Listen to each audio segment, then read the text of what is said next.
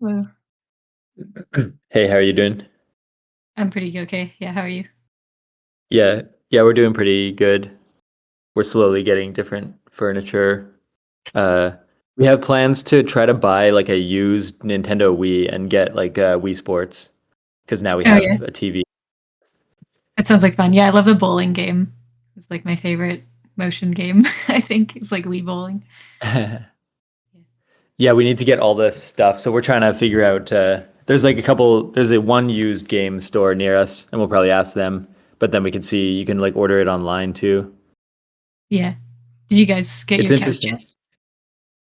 yet? We got it, but we're wondering actually if like Cozy had like, because a lot of companies have done this, they've like decreased their quality. So when we Oh, got it, we found that it was a bit like stiff, and they have like a good return policy. So we ended up like returning it because we just weren't sure like would it get soft over time, or like there's reports online that maybe the cushions kind of like deflate now. But I don't know. mhm. Like I was wondering about your experience because it seemed like your couch is working well, but Yeah, uh, we've had ours for we a sort of while, assume. and like I Yeah. If use it it was it like every day, pre-COVID but I'm or like, something almost. yeah, I think it was like right as COVID was beginning that we got Yeah. our couch. So we've had it for about like 5 or 6 years or something, I think now. Yeah. And it's good. Like I would say like the cushions are deflated from when we first got it, but they're not like you wouldn't like call them deflated pillows if you saw them. Like they're just Yeah. deflated from what they were before, but they don't look like floppy or anything.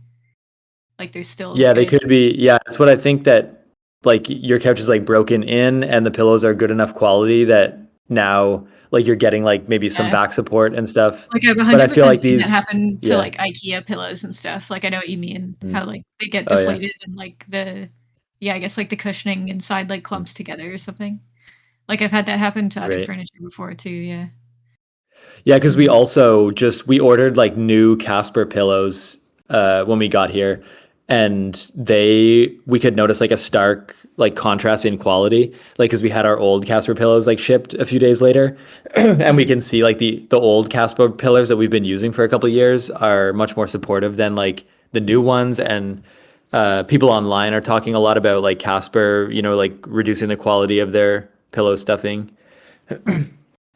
So we feel that like over COVID and with the tariffs and with acquisitions, like so many companies they've kept the same like product, but they like increase the price and then they also decrease like the quality. And then, but I think a lot of companies still, they spend a lot of money on like flooding the reviews online.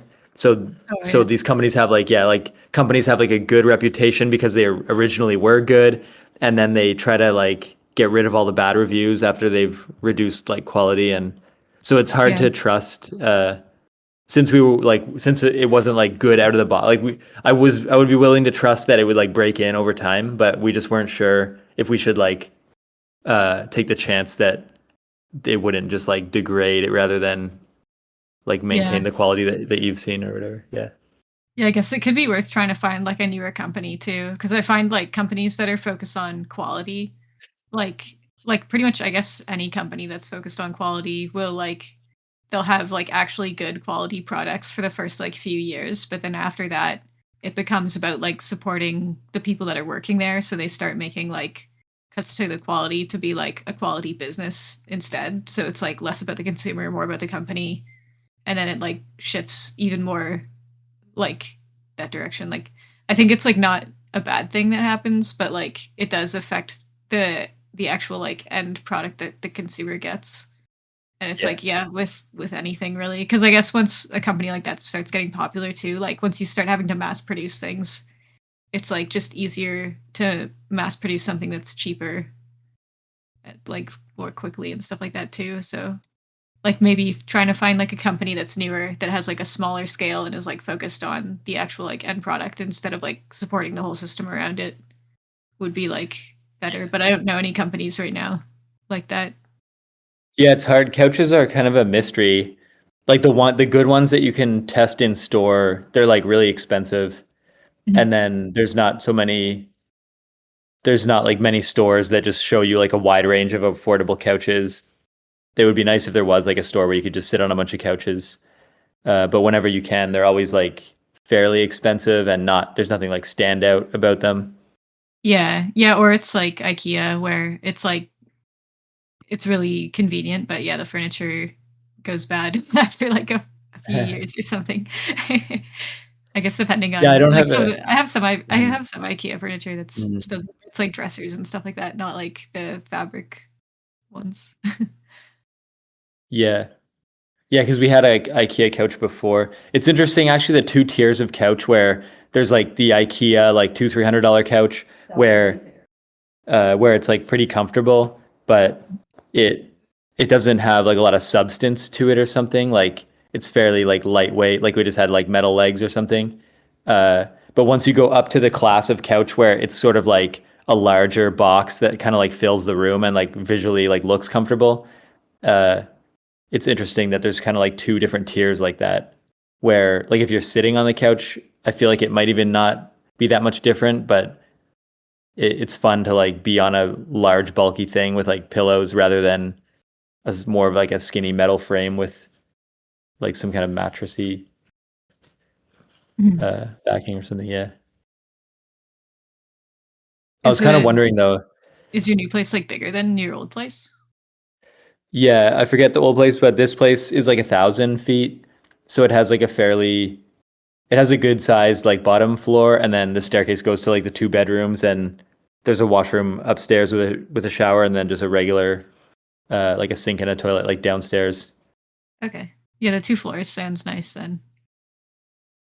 Yeah. Yeah, it's kind of, and also we have two bedrooms, so I can use one for my office, which Mhm. is nice. Yeah, so I'm now working like fully remote, uh, and there's a technology called like React JS that's like a front end website building technology, and I really like that. So I'm glad to be like working in it because it's pretty. I find it like pretty addictive. The way that you describe like the state of your website and then the visuals, and then it just automatically keeps like the state and the visuals in sync. And so Mhm. once you start working with it, you start like you write like a new function that just manipulates the state, and then all of a sudden the visuals just work, and that feels like you get it like for free almost somehow. That's Uh, interesting. Is it like kind of yeah, and like it's you very. so is it kind of like do you define like I forget what they're called, but like I know like Google releases theirs and there's a few companies that release theirs like that have to do with like the it'll be like the font size and like the Oh yeah, angles at which design sort they of. yeah, Yeah, it's like design design systems. yeah, like is it like that? Like you define that Yeah, and it's sort then of it changes that like on the like it that is like a sounds component. Yeah, it's all like everything's a component. So like you can just kind of make your own components from scratch and like style them however you want. But mhm, if like a lot of the companies that do make design systems, you can like download like their components, and then every component like you can pass it like arguments, like you can set like what happens when it gets clicked and what color is it, and like you can pat like the whoever made the component like sort of decided the overall style and what it does, but then they let you like pass in certain arguments to modify it slightly like what it did, right. So but it then what matches happens is JavaScript. yeah. That's cool. Yeah, then you just once you've made like your components, you can like reuse them and work with them. And like if the like every component like for example like a toggle switch would have like an on or an off state. So you can like you define like that state somewhere. You have like this, a variable that holds like whether the toggle switch is on or off. Mhm, And so you like pass that state into the toggle switch, and you say like whenever the toggle switch changes, that variable will like stay in sync with the on or the off. mhm, And then if you have like another thing where like when the toggle switch is off, you want like another area to be like disabled, then you can just pass like that same toggle switch variable to the other area and say like when this is true or when it's false, like gray out this whole area. And then all of a sudden, like when you click the toggle switch, that area will like be gray or not gray. And it's like, oh, that's cool. Like it just everything's in state, it just works. And all I did was like say, here's like a true or false, and here's two separate components that depend on the same state, and both of them can like or like one of them can change the state and one of them can like read it. yeah. Uh, and then you sort of just like it magically, it's just like, oh yeah, like I guess that always will like stay in state like that, and it's just Yeah. pretty fun. Like there's a lot of fun like surprises that happen with that. Yeah. I like things like that's one of the things that always sort of got me with programming was that things are like more simple than I expect them to be sometimes. Like I think cuz math, like there's something about math that confuses my mind a little bit sometimes. Like I have like math anxiety and stuff like that, but like I think it affects the way that I think about math to the point where like if I'm like when I'm learning something new and it has like a math component to it, sometimes it'll be like way like simpler than I think. And it'll be like, oh yeah, like of course, like A plus B equals C, like and like yeah, like kind of how you're describing like it sounds like it's like magic or something, the way that everything just kind of like falls together, but it's like it could just be like a really simple algorithm that's doing it or something, yeah. Or not simple, but like it's just yeah, A plus B equals C in I don't know, in context or something. Mhm. Yeah, it's nice the way like it is like a very heavyweight framework. There's a lot of like code that that you never see that's like making that kind of stuff happen. Yeah. Uh, but Like I think like yeah, once you sort of get it set up, it's like it's fairly like the way the stuff that you can sort of do with the framework is pretty straightforward. And if you just kind of like learn like what like that it is going to reliably keep the state in sync, then you can sort of it gets really simple because it's just sort of you're just ignoring all the complexity like under the hood. But I guess the Mhm. one issue is that sometimes like if you try to like host your website in the wrong place, or you use like a variable that you do have access to that's not really supposed to be used at a certain time, then you'll get all these like strange errors. Like all the complexity will start like coming up to the surface because you've like done something that the framework does, like you've done it in a way that the framework doesn't really want you to do, or like doesn't optimally work. Uh, so sometimes that's annoying because it's not like truly a simple thing. It's like the complexity is hidden and it can't always stay hidden. So sometimes you have to like learn the golden path and to stay away from like the things that will make it not optimal or something. Mhm. Yeah, I think like one of the first programs when I was like first learning programming, it was like making a body mass index calculator or something is like a really it's like way simpler than it sounds. But- and I was like surprised, like because it sounds Right. super, like, difficult, and, like, I think I had used one, like, before I had made one, and I was like, "Oh, there must have been, like, some body biologist mathematician that made this calculator," but then, like, the first programming the first, like, programming project I do is, like, "Here's how to make a body mass like, a body mass index calculator," and it's, like, only, like, 8 lines or something like that, it's like, "Oh." Right. It's funny. Yeah, I guess if that was like a programming example, they probably chose it because it seems like a substantial thing, but it is like if you just make a simple one, then it's Yeah. very quick to like yeah, like they can teach you it very fast or something. Mhm. That would be a good thing to try and React, because like one of the fun things about React is like if like for all of the different inputs you have to put in like the weight and the height or whatever, you could use like like a text box where you type in like the weight, or you can use like a slider where you choose like the weight on like a slider. But you could Okay. make it so that like it basically calculates like the body mass like in real time, where like it just whatever default state those controls are in, it automatically finds like the body mass for that. And then as you change like the slider, the body mass would like recalculate in real time.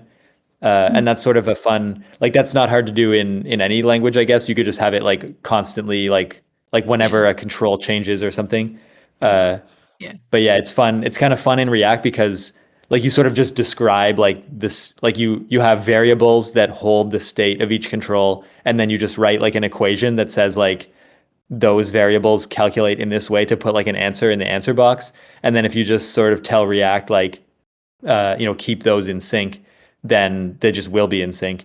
And it just kind of it's fun to like see that happen, because then all of a sudden it's just like, wait, yeah, now it just works. Like all the controls just calculate in real time, and it's sometimes That's there's like a interesting. So, like epiphany.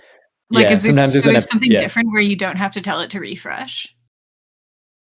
There's sort of a way to say that whenever state changes, there's a special like function where you say like when the state changes, this function runs, and then you can sort of have that function do whatever you want it to do, and that function can like update other state, which Okay. triggers other things to like update. So yeah, like the sort of the secret complexity of React is that like whenever you do like a lot of stuff, it actually like it just like keeps refreshing and recalculating like the whole app, but it does it in like an efficient way where it figures out like what state changed, and so what does that mean about what needs to be like updated, and it just does that like whenever any state changes or like a lot of the time.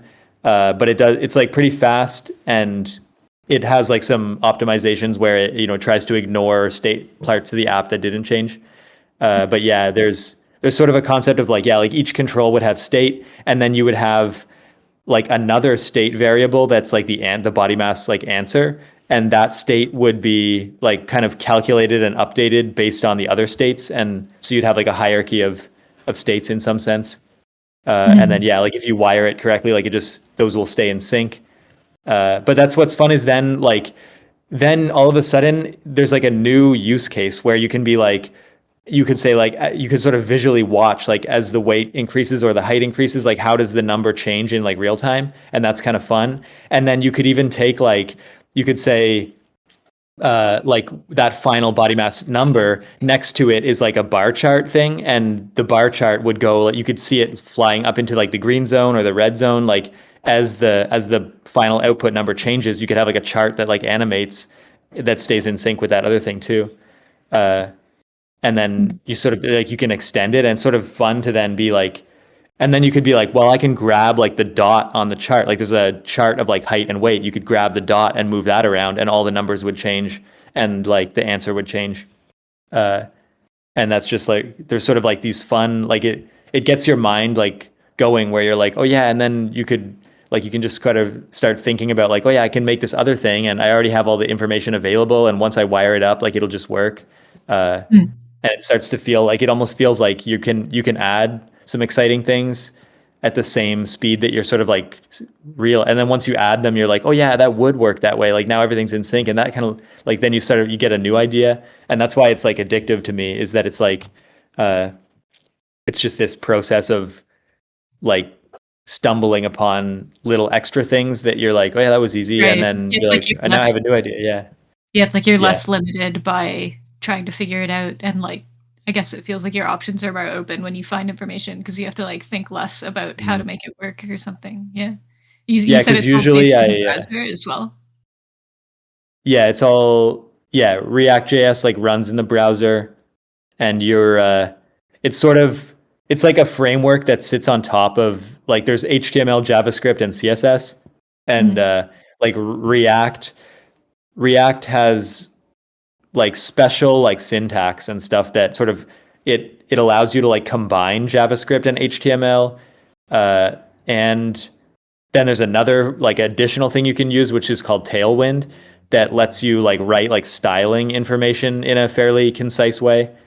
And that also, for a separate reason, that actually feels like magic as well, because like in the past I've written a lot of this thing called like CSS, which is like CSS lets you like change the color and the border radius and stuff.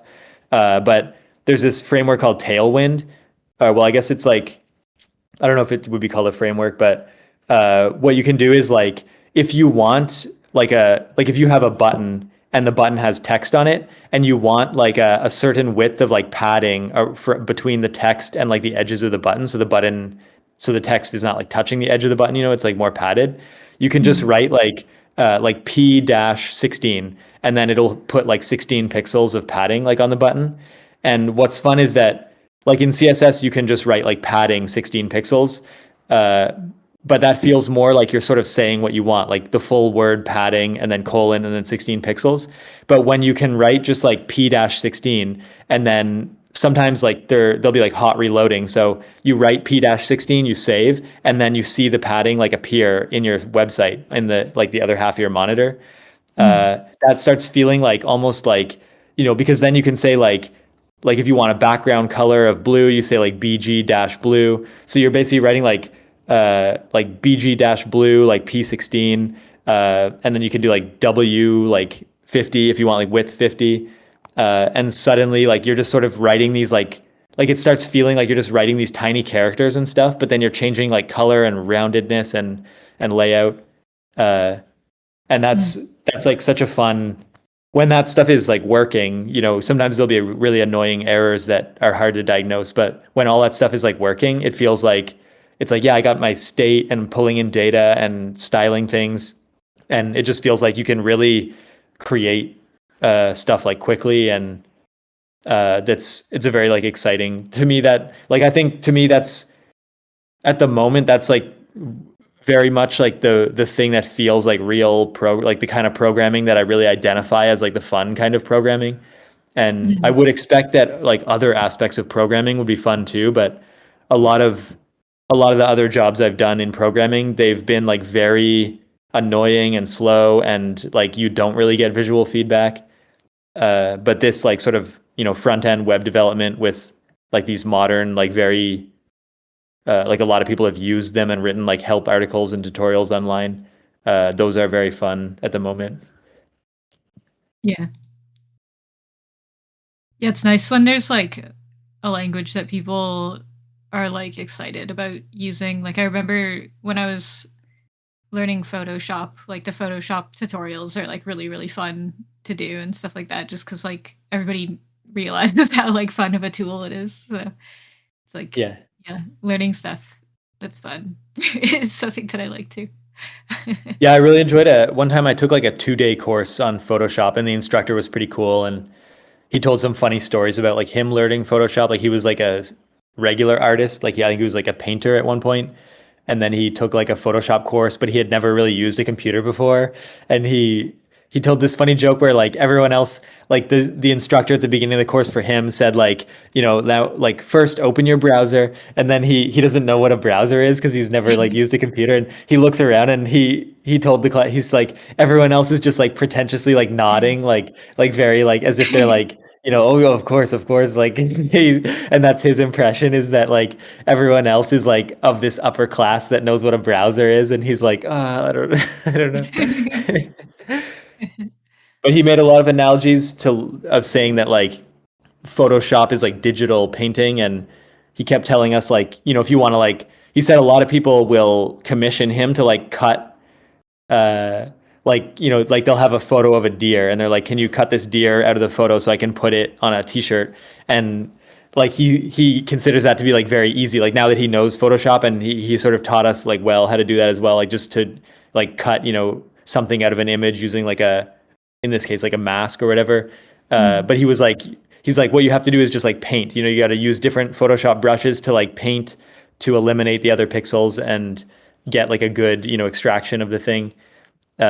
But after he explains it, it's like very easy. So it's funny that he tells that story too about the, he's like, someone sends him a photo and be like, can you put this deer on a t-shirt? You know, I'll pay you this amount. And he's like, he says like, okay. Like, cause he considers it to be like, he's like, if you only knew how easy that was Yeah, to it's do, like he's such like, a why are you ripoff, like paying?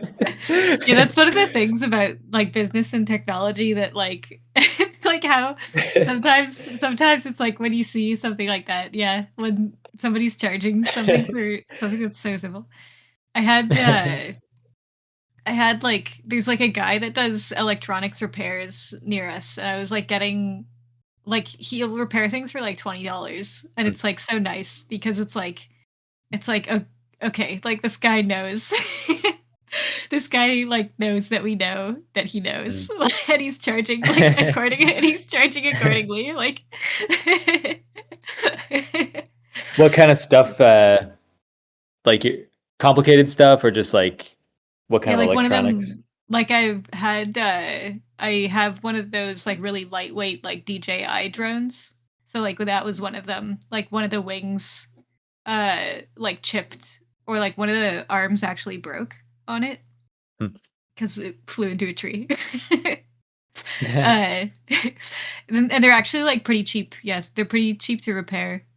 Um, but yeah, that was, like I was, like, pretty worried because like, I was like, "I don't wanna be overly careful with like whenever I buy something that's like relatively expensive, I'm always of the mind that like I don't want to be like overly careful with it because then I'm never gonna actually like take the like necessary risks that I need to in order to like actually learn how to use it.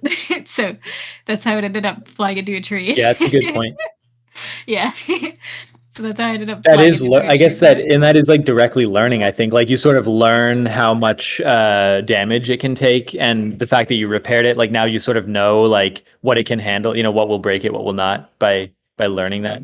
It's almost like a like it's also good to just improve your flying skills by like taking risks, but also in Yeah. general, it's like you sort of And know get like like yeah, if it it's had kind of cost cool. like $200 to repair it or something, then like that would like greatly affect like the risks that I would take with it in the future sort of thing. But like since it's like 20 bucks, it's like, oh okay, like I can get pretty close to things with this and like not worry about it like never having it again because it'll be too expensive to repair it or something. Yeah. Yeah, there's a couple technologies that I'm not keeping up with, like drones. I have not really looked into. I every once in a while I see one in a store. I see the price and I see like that they have cameras and but I don't really Mhm. have a sense. I've seen a couple of videos where people are like drone racing and I don't know the cost or how hard that is. But Yeah. that's something I was looking around a bit. Like I wanted to see is there like in the same way that out of town there'll be like these paintball ranges. I thought like there should be like a drone flying range where I could just go pay like an hourly fee and like race a drone around. And I wanted Yeah. to like have that That'd be cool. experience just to see because yeah, I really think like the way the cameras are fairly high definition and the speed and like angles that people can fly them at, it that seems like amazing. That's Yeah, an that's amazing like leap what that got I'm like not me. really. Yeah. Yeah, Mhm. that's what got me interested in them is like, yeah, definitely the racing seems like really cool. Like seeing people doing like the drone tricks, like in there's like this one video of like an abandoned building that like a guy is just like, yeah, Yeah. basically like racing this drone through, doing like flips, like the drone's going upside down and like going full speed, like just around this building. And it's like, yeah, Uh-huh. that's like it reminds me of like playing like a flying character in like a game like Overwatch or something like that. So I was like, yeah, And I don't that's know what's like going that'd like be that really drone interesting. too. I remember in that video it goes like upside down and it can like right itself and it can like hit a wall and stuff. So I guess it has Yeah. some kind of protective cage. Uh and I guess I imagine a tree is bad. Like a tree, the branches would get right in Yeah. there, but Yeah, maybe that's what yeah, so I happened. guess yeah, I guess you can hit like flat like most drones would have some kind of protective cage that like you can hit a flat wall, I assume, but you don't want Um, stuff that like can touch the wings or no. something. Yeah, no, like, with mine, if it touched a flat wall, it would probably crash. Oh. Well, Well, crash, but I wonder if it would be able to not break or something. yeah, like, I've had it is, like, pretty resilient, like, so, like, I've had it hit things and not go down, but, like, it is it's, like, 50-50 every time, like, whether it's gonna be able to, like, recover from actually, like, physically hitting something. I also, like, Mm. don't have, like, too much, like, flight experience with it. Mostly just because it's difficult to find places that you're actually, like, allowed to fly it because Yeah. these, like, air rules about, like, air zones and stuff like that. So, I always have to, go far out somewhere where there's a bunch of, like, fields or something. Uh, Yeah, that's too bad that it's almost like before the technology got here, there's like a bunch of like red tape around using it. mhm. Yeah, the one that I have, like, it's under a specific weight, so I don't need a license to fly it. Um, and that was, like, my main that was the main thing stopping me from getting one in the first place was, like, I guess if, like, it's considered like a UAV if it's over a certain amount of weight, and you need, like, a license to fly that. So, yeah. But, like, I like that yeah, I do like that they are giving people the option to use like the lighter weight drones that just have a camera on them for like photography purposes because like the videos like the amateur videos people are making now with drones are like incredibly professional looking like Right. just because they have the ability to fly a drone. Yeah, it's like pretty good. Yeah, And I there's sort guess of like yeah, as like there's so much confusion around like what is happening with technology. There's a couple of things that are like coming to market that are combined like high definition stabilized cameras and drones and like battery life. These things are like and then VR like if we had like a VR headset that you can see like through the drone then all of a sudden like there could be like a drone. Like I could put on a VR headset and fly a drone like from my bedroom that's like located on some drone range like in another country that has like an obstacle course, and like you could almost like fly over like waterfalls and stuff Hey, that on would like a be a cool tour. business. Yeah, you could set up Yeah. a business for VR with that. Like all the end Yeah. user has to own is a VR headset, and then it's like, oh, like Uh-huh. do drone tricks in real life on this drone range, like where we have just drones set up for fun, like and you could like rent the Yeah. drones per hour or like maybe like per 15 minutes because it's a headset that they're wearing. Yeah. They could like rent like a museum and everyone can like log in and fly around the museum or something like a well-known museum or like a region Oh, of that a would be park or cool. You something. could Yeah. set up like nets or sensors so that they can't go like too close to the Yeah. exhibits or something. That would be really cool. But I Yeah. feel, I guess, and it's sort of like I feel like, internet like fiber is getting laid and stuff, and internet's getting faster and like high res headsets and everything. So like out of nowhere, like these, I feel like technology has felt like kind of stagnant and broken for a while, but then uh stuff can like materialize all of a sudden, and then there'll be like these cool advancements that I feel like I can miss a lot of them these days. Like I still haven't, like I've used VR once or twice when like I was at a friend's house and then I rented it for like an hour at this one place, but I still have not, like I've played like no VR games, not wearing the headset that much. I've never owned a headset. So it's sort of like stuff like that. It's like but nothing, I feel like nothing really substantial happened with VR, but at some point like things will emerge all of a sudden, I feel. And then I'll be like taken by surprise where I've just have no experience with like really what VR can do or what it's like, and then all of a sudden there'll be like some advancement that like goes over my head or something. Yeah. Yeah, that's always like the yeah, that's the thing with technology is that there's always like advancements that like just make it like yeah, like just things are like I feel like with the way technology is going, like we're gonna reach a point in history where like things are like obsolete after like 3 months. Like we're gonna be like working on like a system of like technology that is like obsolete within 3 months because like the next thing is like just so far advanced or something. Yeah, Like it I don't feels, know. it certainly Especially feels yeah. like that. Yeah, it's hard to imagine. Yeah, it's like I think it's pushing the limits of our brain to really imagine like what would it be like to have like a paradigm shift, faster than we can really get the tech set up or something or learn it.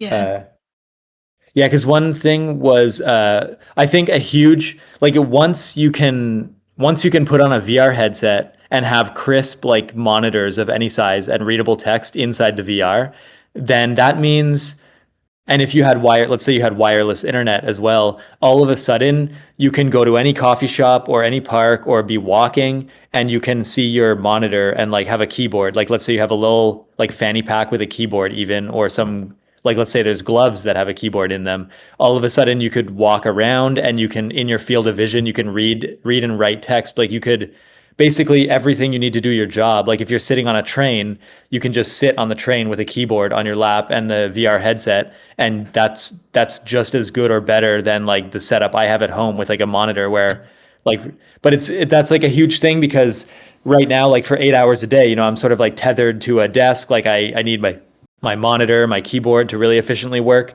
But as soon as you have like, and we have VR and we're getting there with the readability of text like in monitors, as soon as you like cross that threshold, nobody, like you don't need a spare bedroom. Like right now, I need a spare bedroom to have an office, to have a monitor, to have a desk, and I always go to that same place. But like we're very close to like you don't need a spare bedroom or a desk or a monitor or like a keyboard maybe. All of a sudden Mhm. like this like you can physically like cut a room off your house. That means you can live in a different place or save a certain amount of money or have like 100 monitors if you want, Yeah. or like there's whole new paradigms to like, yeah, it's weird that we're sort of on an edge like that, that I feel like I don't have any sense, like nobody's like pitching that or marketing that, but I just feel like it silently one day headsets will be good enough and all of a Yeah. sudden people will just kind of realize like, like we don't need to buy monitors or have them on our desk anymore or something. Yeah, I think there's something to it. Like, I think the effects on like it's gonna have to do with like the physical effects on people's bodies and stuff like that too. Because like wearing a headset, like if we could get headsets to a place where they're like literally that good, which I Like think we glasses, can. sort of. Yeah, Yeah. yeah, like where it basically just transports you like audioly and visually like to a different location or something. Like I think we could get headsets to that place of being that good, but then it would come down to like the physical effects on like people's eyes over time and like the psychological like I don't know if there would be like a psychological like effect on people or not. Like I don't really know. Yeah. It's interesting to think like I'm interested in the psychology of like people using video games and stuff like that to dissociate like that hard where it's like it's actually transporting them somewhere else. Like that's really interesting to me. And like I think the closer we get to like actually being able to do that to people, like the more we're going to start maybe discovering that there's like different psychological implications of like doing that to somebody cuz like it Yeah. isn't like there's going to be some part of their body that knows that that's not where they are. Like, but I mean, we also have cases of this where like it's completely fine, kind of like the fact that everybody in North America like drives around in a car, like we're driving around at like 100 kilometers per hour, like, and our mind knows that like we're going that fast, but we're sitting still. Like those are the same things that make people feel like, I guess, like motion sickness when they're in headsets and stuff like that. So I think there's going to be like a certain amount of the population where like the headsets are probably never going to work for them. So like that's going to be like a like yeah, psychological barrier I think for some people with the headsets where like they're never not going to feel motion sick. But yeah, like it's interesting to me to think about and like the way that that would affect people's just perception of reality too. Like if we got to a future where like employers were like, okay, instead of giving you like a laptop, a phone, blah blah blah, like all this stuff, like we're just gonna give you one headset, and then everybody's gonna come into the office on the headset. Like I kind of saw that idea pitched by like I think Meta at one point, and like I The think it's obviously metaverse. yeah. And, like, I obviously think it's, like, way too soon for that to happen, like, people like in part because, like, the technology I don't think is there yet, but, like, also in part because, like, the way that people interact online isn't there yet. Like, not enough people have enough online interactions to know, like, how to interact online with each other.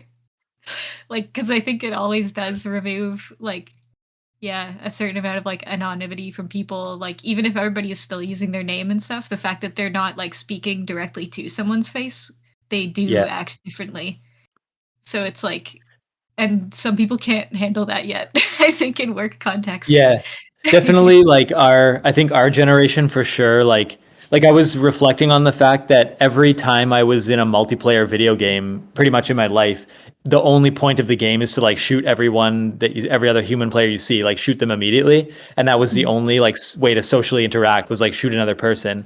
But then I realized that these younger generations, like that they grew up like when they were kids, they played in Minecraft and then they kept playing in Minecraft and they did like GTA 5 like role play servers. And so their whole like most of their friends, they know them like online. They did schooling Mhm. online, like they were sort of forced into these online spaces. But then the same like if you think about it, like the same imaginary toys where they played with their friends and they learned sort of how to write Minecraft mods or download them like when they were young, they're now teenagers, they're in university, they're entering the workforce, and they have still the same like you can go online and role play and have these complex like social interactions with people Yeah. like on the internet. And I Yeah, feel like, I like know that those generations, yeah, it's like yeah. second nature for them or something. Yeah. Yeah, like, I've heard it been called, like, terminally online or, like, perpetually online and stuff like that, and, like, I think that's true, like, I think like, I think it is true, but I also think, like, there's a certain part of it that is just, like, the reality for some people, like, where, like, that is actually the most viable way for them to live their life, like, and just, like, where they are living or, like, the people that they've met, like, living their life online and having online social interactions, like pretty much maybe only sometimes like that is the safest or sometimes like just most comfortable way for them to live their life because like they were totally raised that way as well, especially with the pandemic. Like I think a lot of kids ended up probably like making like totally online friendships, and then like that's just the way that that group of youth like grew up learning how to trust each other. And that's something that Yeah. our generation of youth was kind of like always warned about, like trusting people on the internet like still now is like it's a dangerous thing to do. Like you have to be really careful if you're trusting a stranger on the internet. But like I think that younger generation that grew up like yeah, mainly with their primary social mode of interaction being online, like they're going to have like incredible skills about like navigating that space that like we've never Yeah. seen. Yeah. Yeah, it was so crazy. One of the friends, like one of my friends that I talked to, I recorded like a podcast with them. I came to this realization because this guy, he was like a new employee, but he was already like involved with the union and sort of understood intuitively like what needed to be fought for, and that like a better set of rules and agreements that could make everyone's lives like easier. Mhm. But I realized like he was telling me that like he had these elaborate like role play, like him and his friends had a Discord server, and they'd make these like elaborate role plays in Minecraft. And there was like a direct parallel between like him and his friends could create their own rules and like have fun running their own like pretend society. But Mhm. then when those people come into real life, they're just like, yeah, like real life is just another way that we can like have fun role playing and like make our own rules. And it felt like it was very intuitive for them to be like, it's like, well, all these rules are just arbitrary and we can make new ones that are more fun and we can have fun. And like role playing is like Yeah. the like on in their vocabulary very deeply. Uh, so I kind of was wondering a bit like for me specifically, I never had that many like in-person friendships. And even when I do, like people like men and people like that are not very like they don't have a wide range of expressiveness or depth to their like interactions. So Mhm. then in like real life especially like I never felt like there's no third spaces, or like I don't really go to bars, so there's not many places ever where I encounter strangers, or I don't have that many friends that I visit. And then also like online, like now a lot of people that I do have met in person, I now communicate with them in different ways online.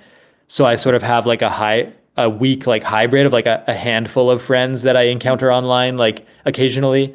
But I feel Yeah. like I sort of fell through the like there's a generation that kind of fell through the cracks of like the third spaces, the dance clubs like went away, and then we didn't have like the internet yet, and so we just didn't get a lot of social contact. But then like the generation before us was like having like dinner parties all the time, and then the generation after us is like constantly meeting online, like every time they're not at like school or work, they're just like online with a bunch of friends.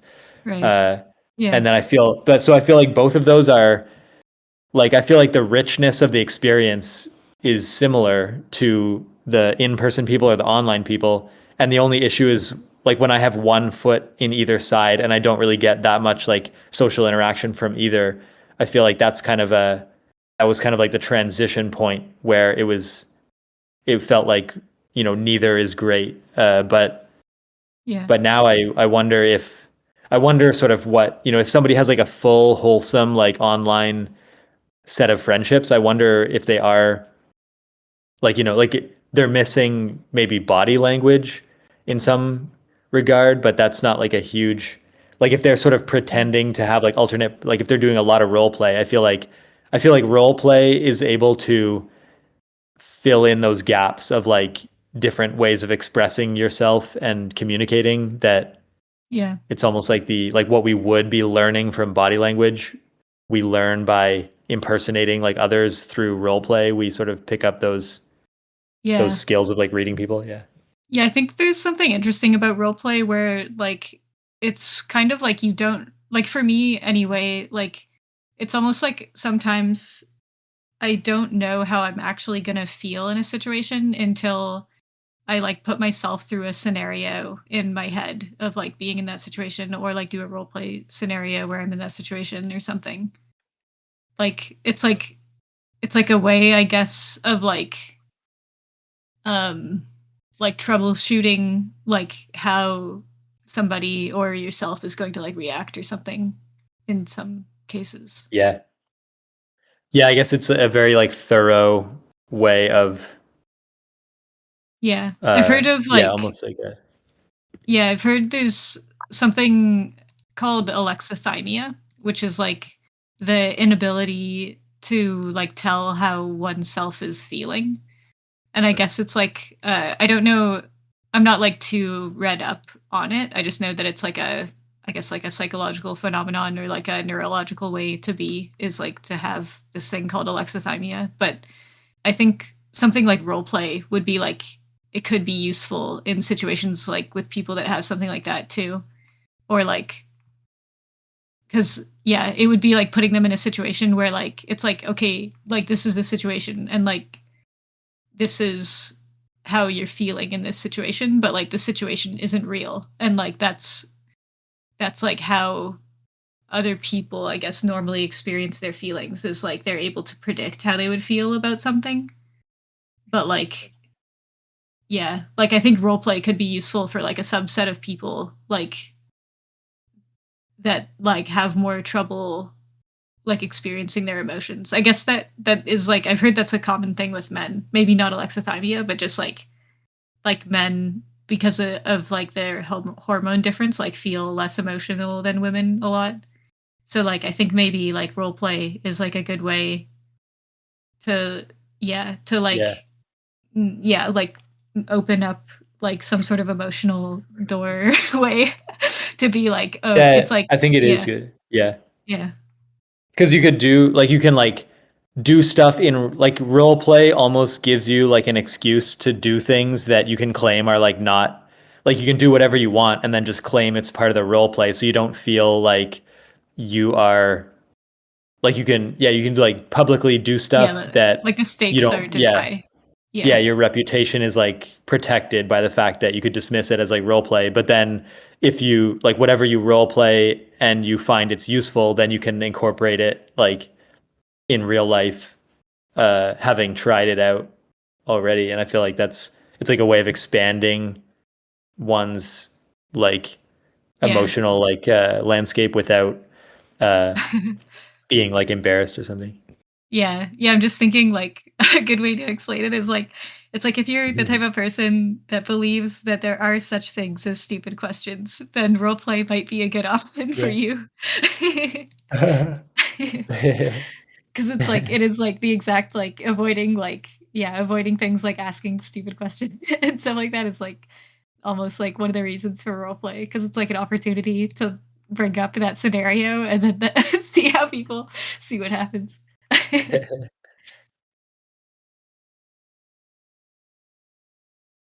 Yeah, I guess this is reminding me of that show. I think we've talked about it a few times, like the Nathan Fielder show. Uh, Yeah. I That forget what it's is well, called. that show like the The rehearsal Rehearsal. is Yeah. one. Yeah, that show literally he like there's a boy and a girl that are kind of dating, and they're like one of them it's like their first time or they haven't had success in the past. So he like recreate I don't know if you saw this one like he recreates their whole apartment and he basically tells them like you're going to be acting like you're going to pretend you're on your first date but in fact they like this in some sense Right. is their first date in reality but he's like you're going to pretend it's your first date and you're going to pretend that it goes very well and this is you're just like showing your partner like your apartment and but he like Yeah. recreates the apartment and so it's sort of but then he realizes like oh like you can just tell people like you're acting as yourself doing a thing that you are doing and Yeah. like and then but then you can just choose like and also that thing that you don't like about yourself well in this scene it's the opposite you're actually the most cool person ever and Yeah. then like it's just like but I mean, in all for all It's intents and purposes, like yeah, it's like the only thing you did it's was tell them you're yeah. acting, and then they just literally lived their life, but they did better, and it's Yeah, like, it's like some sort of uh, like logic loop. It's like some sort of like yeah, logic loop hypnosis, like where you can be like, yeah, actually, like everybody just thinks that's super cool. It's like, oh yeah, shit, I think, yeah.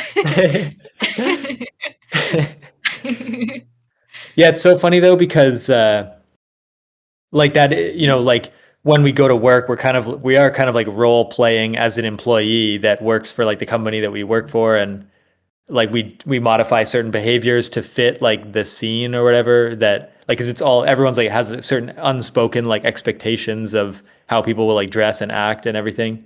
Mhm. Uh, but then it's kind of scary when the richest like CEOs can like get on stage and they just like role play the visionary CEO, and then like too Yeah. many like journalists and stuff go along with it. And it's like you don't have to like cooperate with the scene. You can just point this out for what it is, like a guy that's just like lying to everyone, and like Yeah. it doesn't matter if it generates value or something. Yeah, I think well, like what motivates people to do that is that like they always say like winners write history or whatever like that. So like whenever people read history, they'll like come across like really common like journal articles uh that like talk about like that one it was like some pivotal moment, and like the journalists that were on the right side of history are the ones who were like, oh yes, like this is so grand and blah blah blah blah. So like I think there's some people that like they're literally gambling with what they think the right side of history is, to the point Oh where yeah, they're that's true. yeah, they're writing these like propaganda articles before they're even a propaganda journalist. Like they they're Right. just going off. They're trying to like pop off on the Papa train as soon as a new Papa shows up.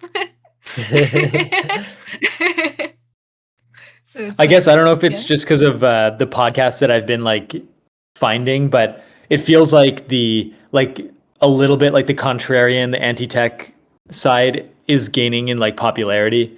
Like it's becoming like more cool and trendy to have like to sort of envision the issues with like a new tech idea than to just be like excited. Like there was an Yeah. era where, yeah, it was like whenever new tech came out, it was like who can be the most excited about it. But now it feels like the competition is a little bit like who can point out like the nuance, the complexities, how Yeah. it could go wrong down the road. Yeah.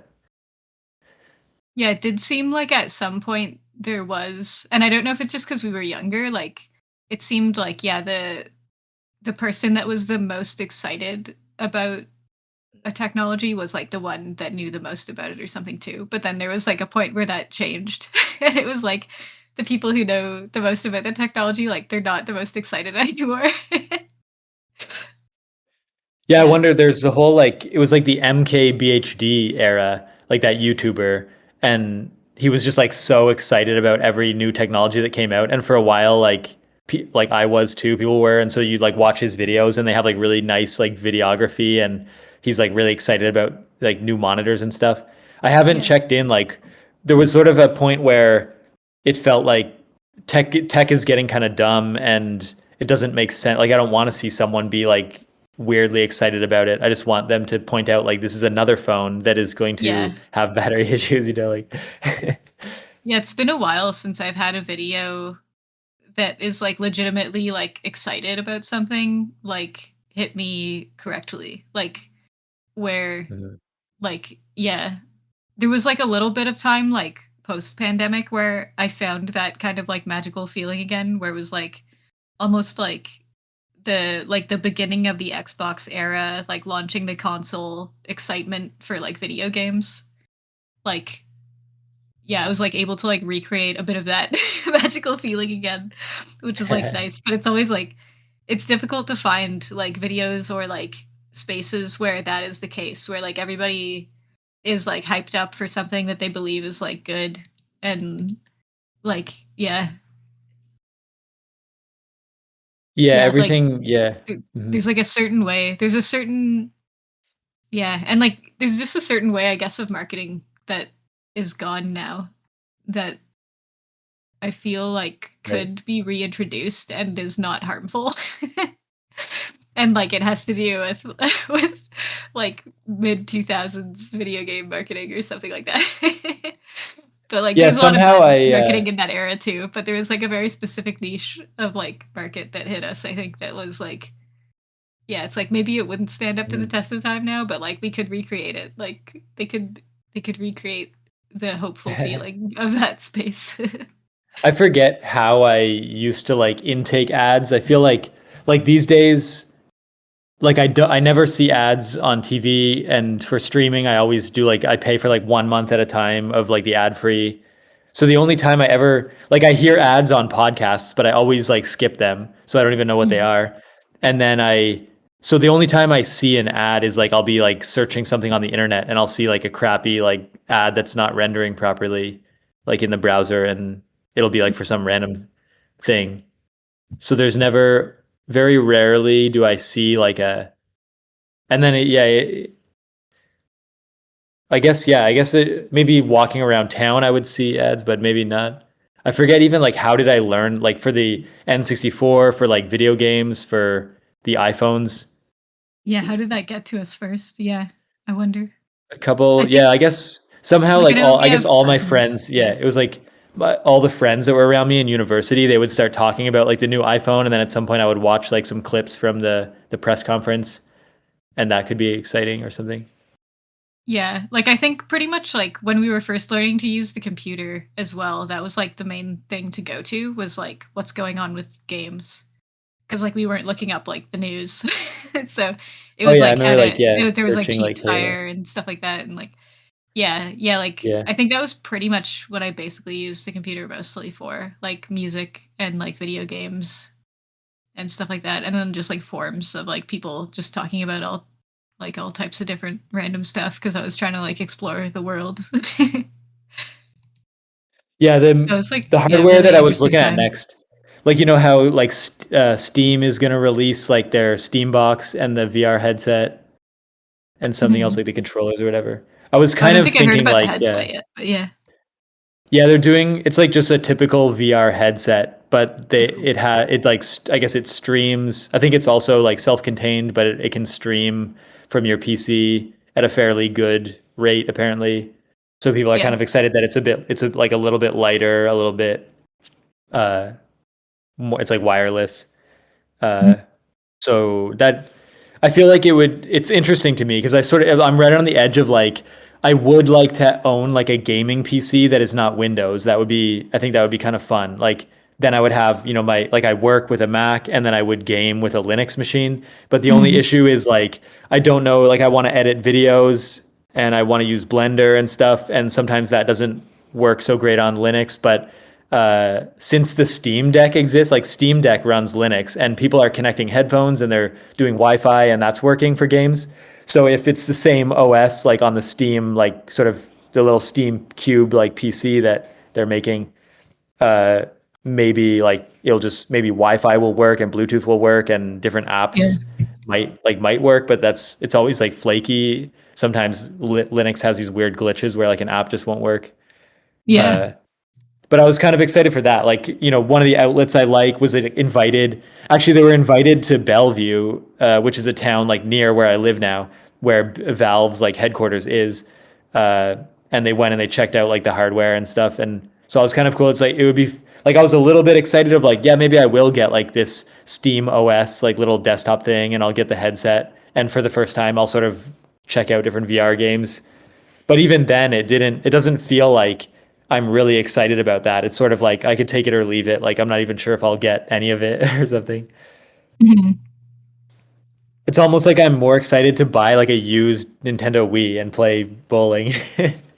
Which is so funny. It's like of the last like 15 years of tech development, I'm still most excited to buy like it must be like a 15, yeah, I forget how old it would be now. Maybe 15 years old, the Wii or something. Yeah. Yeah, I remember the Wii being, like, one of the most exciting consoles, like, Yeah, it was but, like, hard. It was like almost unbelievable. It's like, what? I'm gonna be able to yeah. like point the thing at the screen? Like this is possible? Like how has no one done this yet? Yeah. Yeah. Yeah, I remember that being, like, it just felt like it was the future happening, like, in reality, yeah, that's funny. I It's so don't weird know, though like, too that yeah, like that you have to buy it used. Like it's weird to have had that, and then it yeah. just kind of goes, it like dries up, it goes away, and it's like, but shouldn't that just be a thing that we always have going forward? Like why was there like this era that you have to like buy the retro stuff to, you know, to get back to? that's going to eventually like it'll all sort of depreciate. And it's like, will we ever have that again? Like even the basic way that it was or something. Yeah, I guess they have the blueprints. They keep the blueprints of that sort of thing. We Future should, people just like read the yeah. blueprints and I have like faith in video game historians that they'll they'll keep those sort yeah. of things. The Wii is difficult though because it was like you stand in front of like a TV with a bar and a special controller. It's a lot of like stuff that you need to coordinate if you want to play that thing. Like emulators work on regular PCs with keyboards, but the Wii, like you essentially the emulator for the Wii has to be inside VR, which that's a really cool thing that I'm excited for. Is Mm. like, can you just like you could make it look like I'm holding a Wiimote in VR, and I could just it would look like I was in front of a TV or something, and then I could have an emulator, and you could have like you could play the Wii inside VR, and but that's Yeah. really the only way you could do it without the actual hardware, I guess. You can do it on a computer, I think. You But can how do you do? Oh, there's like you some can kind of set up motion controller you can. Oh yeah, that makes sense. yeah, you can set up the motion controls with a computer, I think. There's Yeah, a I way never to do thought it. about how It's if also you I think have it's a all controller, yeah. yeah, it's all mostly the technology I think is all based in the controller, so you can actually there's a way to do it with a computer where you can set up candles, I think, below the monitor, and it works the same way as, the LEDs or something like I was trying to figure out how to get it to work at one point, Huh. like, to emulate it on a computer, but I didn't I think I did actually get it to the point where I was emulating it, but not the motion controls, I think. Yeah. Just a test to see what was possible. Because yeah, I wanted to see if I could get the candle idea to work. I was like, "That's, like, really crazy and interesting that, Well, I like" guess candles are like an infrared yeah. emitter, I Yeah, they emit assume. the same I think so, yeah, I I wonder think what that else does that. There must be something that's I think it's I yeah, it was IR blasting. Yeah, infrared. Yeah, yeah. It must have been yeah. it. Candles are like a funny one. There might be others some household like a microwave. You just run your microwave constantly. Yeah. I remember trying to I think I got angry because, like, I wanted to use my phone because a lot of phones have IR blasters in them, and I think there's probably a way that I could have set it up with my phone, but there's certain models of phones now that just don't have IR blasters anymore, like, they're taking some random stuff out of phones, like, IR blasters aren't in phones anymore. I think some of them, like I don't know if they all have gyroscopes anymore. I think I was reading there's some new phone that they're Right. taking the gyroscope out of it. I'm like, wouldn't that make the compass? Like, what about a map? Like, maybe we're at the point with like satellite maps where you Mm. don't need a gyroscope anymore to configure that. I don't know. There's probably a few games as well that use like tilt controls Yeah, that maybe wouldn't work. Yeah. yeah, Hmm. Well, yeah, I have my PC and everything, but it's not like connected up. But for next week, I would have it. Uh, I forget yeah. kind of where we were. I remember after You're me and playing you Astroneer. played, Yeah, yeah, in Astroneer, like I did some work. I like got a bunch of resources and I like unlocked a bunch of tech. And I found the starting mission that will start the DLC, but I never tried it yet. yeah. So we can Okay, jump back in and then we should be able to like start the DLC and make some progress next time. okay. Yeah. Yeah, that sounds good to me. Yeah. Mm. Yeah. All I'll, right. I'll see you then. Okay. Yeah, we'll talk next time. All Yeah. right. Bye. Bye. Bye.